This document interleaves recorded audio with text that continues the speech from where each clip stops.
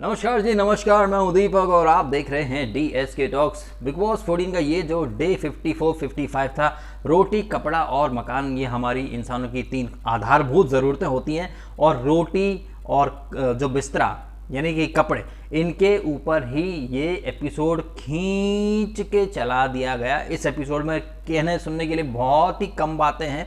एक मुद्दा वो पूरी रात और पूरा दिन चला और एपिसोड खल्लास हो गया। ये टास्क वगैरह तो होगी कल, लेकिन रोटी की कितनी मचमच हुई है इस एपिसोड में, ये तो मतलब बयां करने के लिए मेरे पास शब्द ही नहीं मिलेंगे। लेकिन इन तमाम चीज़ों के बीच में जो चीज़ हमारे सामने उभर कर आई है वो है पति पत्नी और पंगा।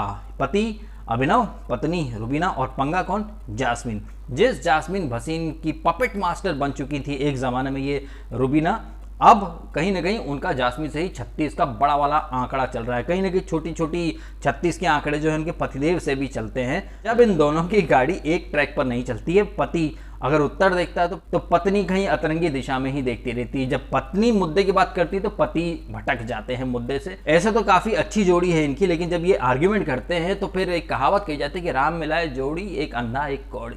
दोनों ही अलग अलग दिशा में चलते फिरते रहते हैं। इस एपिसोड की मैं बात करूं इसके पहले, इस वीडियो के डिस्क्रिप्शन बॉक्स में एक वीडियो का लिंक है जो कि मैंने इंस्टाग्राम पर डाला हुआ है। वो लाइव फीड का वीडियो जहां पर अली और जास्मीन कॉन्ट्रैक्ट की बातें कर रहे हैं। मिनिमम गारंटी कॉन्ट्रैक्ट 10 वीक का, इस तरह की बातें हो रही हैं, जिसके बारे में कलर्स के जो पालतू पिल्ले जो सोशल मीडिया पे बैठे हुए हैं वो लोग डिफेंड कर रहे हैं कि भाई वो 10 वीक के कॉन्ट्रैक्ट की बात कर रहा है। हमने पिछले सीजन में देखा था, इस सीजन में भी देखा है, मिनिमम गारंटी लेकर के कलर्स के जो टॉप एक्टर या एक्ट्रेसेस आते हैं। लेकिन इस चीज़ को कई कलर्स के जो पेड PR लोग बैठे हुए हैं, जो कि बिग बॉस के तमाम वीडियो वगैरह भी डालते रहते हैं, प्रोमो वगैरह भी यूट्यूब पर डालते हैं, लेकिन उन पर कभी कोई कॉपीराइट नहीं लगता है, ठीक है, लेकिन मेरे ऊपर लग जाता है। तो उस वीडियो में अली कह रहा है कि वो 5th वीक में आया है और 10 वीक यानी आगे आने वाले 10 वीक मतलब फिनाले वीक तक का कॉन्ट्रैक्ट है उसके पास। यही नहीं, बिग बॉस जहां पर कि बाहर की बातें अलाउड नहीं है, जास्मीन और ये अली दोनों TRP की बातें कर रहे हैं। IPL की वजह से TRP नहीं थी और सीजन एक्सटेंड हो जाएगा तो फिर महीने भर के लिए एक्सटेंड होगा। ये तमाम बातें हो रही हैं जहां पर कि कलर्स के पालतू पिल्ले इस चीज़ को एक नॉर्मल चीज़ बता रहे हैं, जबकि यही पालतू पिल्ले पिछले सीजन तक शुक्ला की जो गुंडागर्दी थी इसके बाद उसको नॉमिनेशन में डाल दिया जाता था, निकाला नहीं जाता था। तो यही पालतू पिल्ले जहां पर उन चमड़ी चोरों ने देख लिया था कि भाई DSK खुल के सपोर्ट कर रहा है आसिम को, माहौल बन चुका है, तो वो लोग भी आसिम के सपोर्ट में कूद पड़े थे। और जैसे मैं कलर्स के खिलाफ बोला करता था कि बायस्ड है कलर्स, स्क्रिप्टेड है, तो वो भी बोला करते थे। लेकिन अब चूंकि वो कलर्स की जो खास है जास्मीन और अली, इनका PR बन चुका है, उनके इंटरव्यू वगैरह भी शेयर कर रहा है, डाल रहा है, खूब सारे व्यूज़ बटाने की कोशिश कर रहा है, तो जाहिर तौर पर कलर्स के ब्लेंडर्स को डिफेंड करेंगे। देखिए, मैं आपको ज़्यादा समय नहीं लूँगा, बस थोड़े समय ख़त्म करता हूँ ये अली और इसके वीडियो क्लिप का मुद्दा। हमने इसी वीक में देखा है कि अली ने प्रॉपर्टीज़ वगैरह डैमेज की हैं और काफ़ी गाली गलौज भी की है। बिग बॉस ने दंड स्वरूप क्या दिया उसको? बिग बॉस ने दंड स्वरूप दिया है सिर्फ उसको अगले वीक का नॉमिनेशन की सज़ा सुनाने से पहले बिग बॉस ने कहा भी था, जब क्वारंटीन में था ये अली, तब भी इसने काफ़ी गाली गलौज, वो दरवाज़ा फोड़ने की कोशिश की थी। इतना अगर कोई और करता तो निकाल दिया गया होता। हमने पिछले सीजन में भी देखा था, एक जो प्रोजेक्टेड विनर था डे 1 से, उसके सारे कर्मकांडों को छुपाने के लिए हद से हद बस एक नॉमिनेशन में डालते थे और उसे चूंकि कॉन्ट्रैक्ट था भाई उसका 15 वीक का कि उसे विनर बनाना है, तो उसे विनर बनाने के लिए उसके गुनाहों पर पर्दा डाला गया। यहाँ पर अली जो कि वाइल्ड कार्ड में आया, जबकि आपको पता होगा अली के आने से पहले शार्दुल, नैना, इनका एविक्शन, कविता का भी एविक्शन हो चुका था, कविता की री एंट्री कराई गई है और निसल्ला नेपोकिड वो 7 वीक तक टिक गया। तो आप समझ जाइए इन लोगों के कॉन्ट्रैक्ट होते हैं और इन्हें पता रहता है कि इतने वीक तक तो मैं नहीं जाने वाला हूं, चाहे कुछ भी कर लूं। यही ओवर कॉन्फिडेंस है अली के अंदर भी, जिसकी वजह से वो भर भर के अपनी दादागिरी भी चलाता है और चूंकि उसको एक प्लान के तहत लाया गया है तो वो प्लान वो फुलफिल कर रहा है। और कॉन्ट्रैक्ट होता है, एक सर्टन डेज की गारंटी होती है। ये बात मुझे पिछले सीजन के कंटेस्टेंट जिन्हें भी मैंने सपोर्ट किया है पहले, उन सबसे मैं बात कर चुका हूँ, मुझे अच्छे से पता है। चूँकि मैं चीज़ें उनके नाम वगैरह लेना नहीं चाहता हूँ, लेकिन मुझे अच्छे से पता है कि ये मेकर्स कैसे काम करते हैं। मेरी जो सेलिब्रिटीज़ हैं उन सबसे भी बात हुई है, सब ने यही कहा कि नहीं, इतने दिन का तो रहता ही है। तो कलर्स के ब्लंडर्स को डिफेंड करने के लिए चमड़ी चिंदी चोर लोग सोशल मीडिया पर कूद पड़े हैं पब्लिक को बेवकूफ़ बनाने।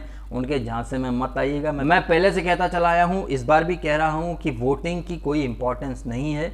आप स्वयं देख लीजिए, यहाँ पर शार्दुल को, निशांत को, सारा गुरपाल, शहजाद सबको निकाल दिया गया, जान कुमार शानू को अब तक खींचा गया था। अली ने इतनी तोड़फोड़ की सिर्फ नॉमिनेशन, जैसा कि पिछले सीजन में चड्डी चुकला के लिए किया जाता था। सो इस वीडियो के नीचे वो लिंक है उस वीडियो का डिस्क्रिप्शन बॉक्स में, इंस्टाग्राम पे मैंने वीडियो डाला है, देख लीजिएगा, क्या पता कलर्स वाले उसे डिलीट भी कर दें आपके देखने से पहले।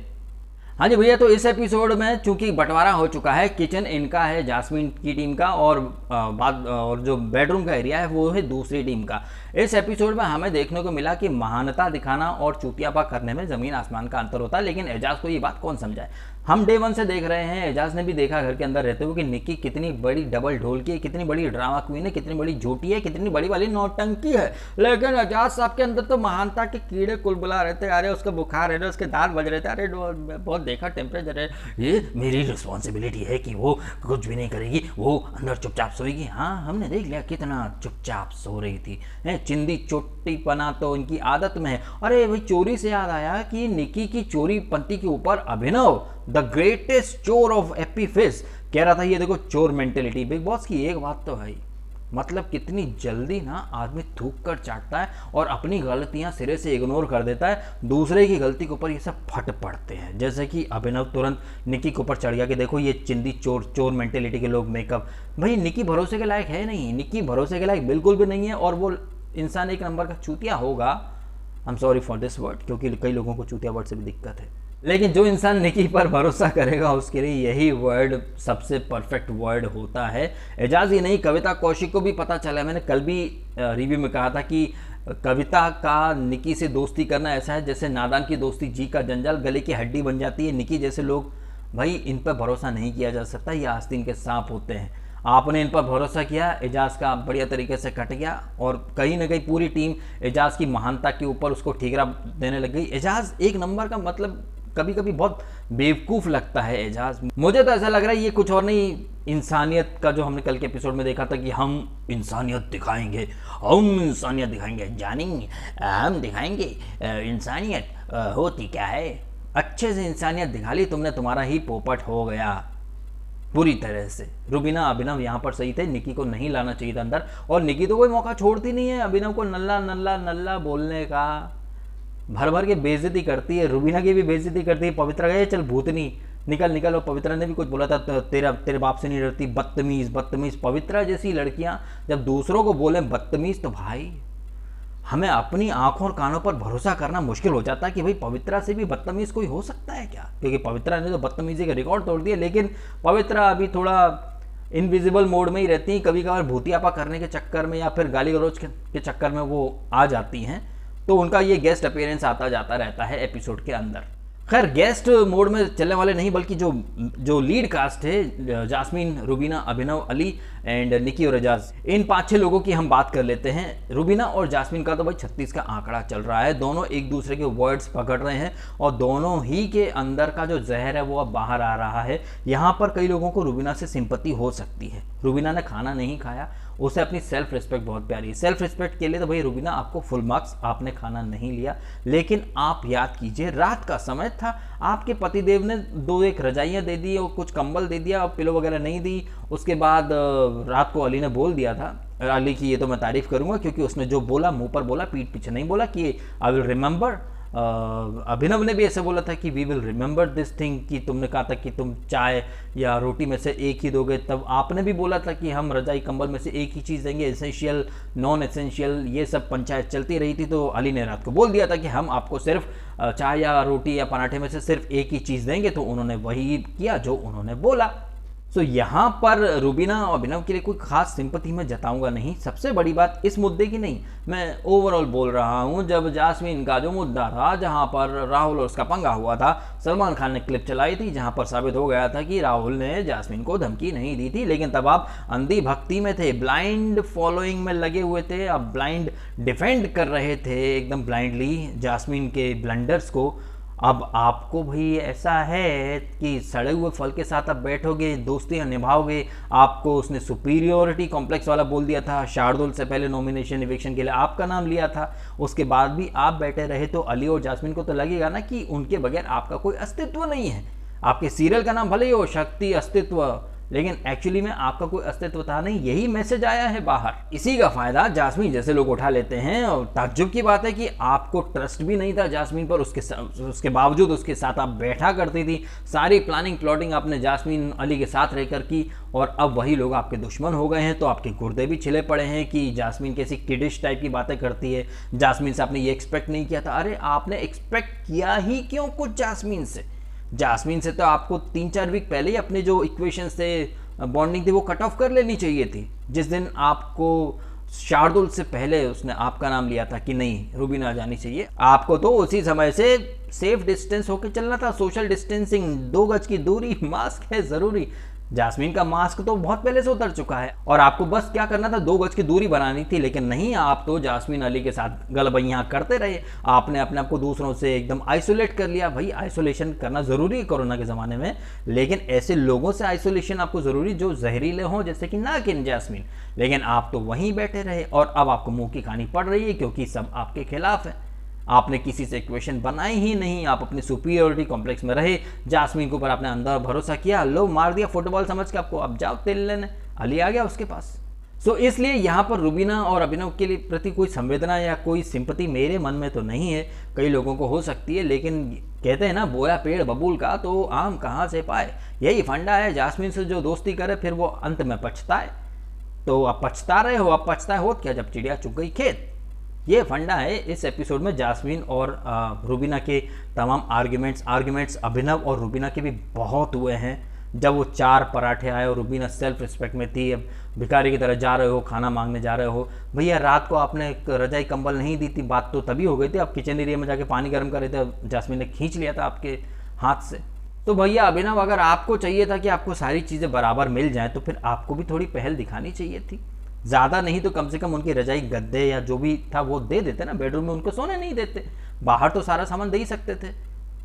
ऐसा तो नहीं हो सकता ना कि आप बस उनको एक रजाई दे दो फिर वो भी आपको एक रोटी दे देंगे।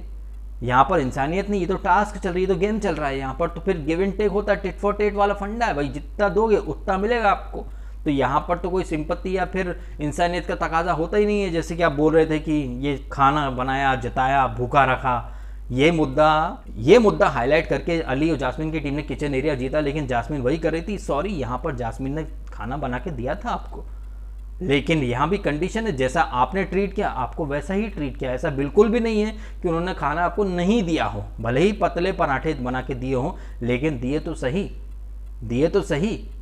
और जब आदमी भूखा होता है ना तो फिर गांव देहात में कहावत कही जाती है कि नींद न देखे टूटी खाट और भूख न जाने बासी भात। तो जब आदमी भूखा होता है तो बस अंधा क्या चाहे 2 आंखें, जो मिलता है आदमी खा लेता है। लेकिन नखरे अगर इतने हैं तो फिर उनका किया ही क्या जाए, उसके बारे में बोला ही क्या जाए, बोलने के लिए फिर शब्द ही नहीं मिलते हैं।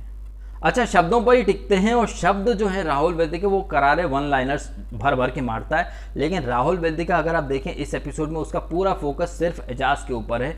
एजाज क्या बोल रहा है, और मुझे पता है कि बहुत सारे राहुल फैंस इस बात से इत्तेफाक नहीं रखेंगे, इनफैक्ट मुझे गालियां भी दे सकते हैं, लेकिन राहुल अली की हूबहू शैडो बना हुआ है। राहुल का अभी खुल के कोई मुद्दा या कुछ भी नहीं है, वो बस एजाज के वर्ड पकड़ लेता है और एजाज के ऊपर ही कहीं ना कहीं 1 लाइनर्स या कुछ टॉन्ट ऐसे मारता रहता है। वो अली और जास्मीन का एक पपेट बना हुआ चल रहा है, उनके पीछे पीछे चलता है। आई एम सॉरी टू से, लेकिन राहुल इस वीक बेहद ही पवित्र जैसा इनविजिबल मोड हम कह सकते हैं। खुद का कोई गेम नहीं दिख रहा है, खुद के कोई मुद्दे नहीं दिख रहे हैं, एकदम फ्रस्ट्रेशन में है वो, क्योंकि वो नॉमिनेट भी हो चुका था। अभिनव ने किया था, उसके बाद से उसका गेम वो भी थोड़ा लॉस्ट दिख रहा है मुझे। बाकी घर में और कौन, अच्छा कैप्टन कविता का निकी से मच हुआ था। निकी की दोस्ती जी का जंजाल, अब कविता को पता चल गया। निकी चाहती कि चीज़ें उसके अकॉर्डिंग हो, अगर उसके अकॉर्डिंग नहीं होंगी तो फिर वो आपने दिखता ही नहीं हो, आपका तो अस्तित्व नहीं है, वजूद ही नहीं है, तू नल्ला है, तू तो दिखता ही नहीं है, ये करना वो शुरू कर देती है। ताज्जुब की बात है कि कविता उससे एक्सपेक्टेशन रख रही है, समझ की, बूझ की। ये तो निकी से आप एक्सपेक्ट कर ही नहीं सकते। वो अंदर गई तो चोरी चकारी कर रही, फिर अपना ही दम दिखा रही है। और कहीं ना कहीं घर वाले, जो हमने फर्स्ट वीक में देखा था कि सारे घर वालों को उसने अपने घुटनों पर ला दिया था, यहाँ भी उसने वही किया है। जीत अंत में निकी की ही मानी जाएगी, क्योंकि उसने बेडरूम के अंदर सबको नचा के रख दिया। चाहे वो सामान चुराना हो। हालांकि उन लोगों ने उसका प्लान फेल कर दिया, लेकिन नेक्स्ट मॉर्निंग में जब उसने लात मारी अंदर जाके सामान में, ये कहीं ना कहीं बहुत गलत है। इसके ऊपर तो कार्रवाई होनी चाहिए, लेकिन कार्रवाई होगी कैसे? कार्रवाई के नाम पर सिर्फ एक नॉमिनेशन मिल जाता, उसके अलावा कोई दंडात्मक कार्रवाई होती नहीं है। और जो पिंजरे लाए गए थे 1-2 वीक पहले दिवाली वीक में, वो पिंजरे भी गायब हो गए हैं। तो बिग बॉस बहुत ही कन्फ्यूजिया गए हैं, उनको समझ में नहीं आता है। कभी रेड जोन ले आते हैं, कभी पिंजरे ले आते हैं, फिर दोनों ही वटा देते हैं। कभी नेपोकिड नॉमिनेशन में आता है तो वोटिंग लाइन बंद कर देते हैं, फिर सडनली किसी को निकाल देते हैं, फिर बोलते हैं भाई ये तो रियलिटी शो है। लेकिन लोग इन चीज़ों को एकदम नेचुरल बोलेंगे, जबकि नेचुरल जैसा यहाँ पर कुछ भी नहीं है। प्रॉपर टास्क करवाकर इनके बीच में और अली को भेजकर इनके बीच में एक दरार पैदा करने की कोशिश की जा रही, जो कि हमें डे 1 से, जब से अली आया तब से बार बार दिखाई दी है। लेकिन इसके बाद भी लोग इस चीज़ को स्क्रिप्टेड बिल्कुल नहीं बोलेंगे। यहाँ इविक्शन भी प्लान होता है और किसका नॉमिनेशन होगा ये भी प्लान होता है। अगर नॉमिनेशन में इनके मुताबिक जो बंदा आ गया तो इविक्शन होगा, और अगर बाय मिस्टेक इनका पसंद का बंदा अगर नॉमिनेशन में आ गया तो फिर वोटिंग लाइन बंद कर देते हैं या फिर इविक्शन पोस्टपोन कर देते हैं। ऐसे करके ये पब्लिक को बेवकूफ़ बनाते हैं, लेकिन पब्लिक फिर भी लड़ती है आपस में। भाई मैं तो पिछले सीज़न में बहुत अच्छा सबक सीखा हूँ, इसलिए मैं इस सीज़न में किसी को बोल भी नहीं रहा हूँ कि आप वोट करो, क्योंकि वोटिंग मैटर ही नहीं करती है। आखिरी वीक में कभी मैटर कर लेगी, अदरवाइज सारे लोग सोशल मीडिया पर, यूट्यूब पर पब्लिक को बेवकूफ़ बना रहे हैं। भाई वोटिंग ट्रेंड देखो, रैंकिंग देखो, ये देखो। भाई शो में रुबीना कहीं कुछ करती है नहीं, लेकिन रैंकिंग में देखो, पोल्स में देखो, वो नंबर 1 पे रहती है। शो की टीआरपी बढ़ नहीं रही है, लेकिन ट्विटर पे ट्रेंड दिन भर चलते रहते हैं। भाई लोगों को बेवकूफ़ बनाया जा रहा है, और मेरा तो यही काम है, आपको अवेयर करूं, आपको सच दिखाऊं कि आपस में मत लड़ो। आपका फेवरेट भले ही कितना भी अच्छा हो, लेकिन मुझे पता है राहुल को ये लोग नहीं जिताने वाले हैं। ये बात आप लिख के रख लीजिए। राहुल को कितना भी आप सपोर्ट कर लो, ये लोग राहुल को नहीं जिताने वाले हैं। ठीक है, आपको बुरा लग रहा होगा, लगे तो लगे, लेकिन ये सच आप भी जानते हैं कि वोटिंग से कुछ नहीं होने वाला। हमें तो बस ये देखना चुपचाप कि ये जो झूठ बोलते हैं ना सलमान खान मेकर्स, ये कैसे सफाई से झूठ बोलते हैं और कैसे लोगों को बेवकूफ़ बनाते हैं। और अपना काम यही है भैया, उस झूठ को आपके सामने लाना, एक्सपोज करना। कलर्स के तमाम जो पीआर बैठे हुए हैं सोशल मीडिया पर, वो लोग भर भर के आपको बेवकूफ़ बना रहे हैं। और मेरा यही फंडा कि आप प्लीज़ उनकी बातों में ना आएँ, भेड़ चाल में मत आएँ, अपनी खुद की भी अकल लगाएं। सो कमेंट करें आप भी आपके ओपिनियन एपिसोड के बारे में। तो क्या ही पूछूं मैं, वीडियो अच्छा लगा हो तो लाइक करना, कमेंट करना, और वो जो मैंने वीडियो डाला है डिस्क्रिप्शन में वो भी देखना, और अपने कमेंट शेयर करना मेरे साथ कि आपको क्या लगता है क्या नहीं लगता है। वीडियो अच्छा लगा हो तो सब्सक्राइब भी करना डीएसके टॉक्स को। और आपने समय निकाला, वीडियो देखा, आपका बहुत बहुत धन्यवाद।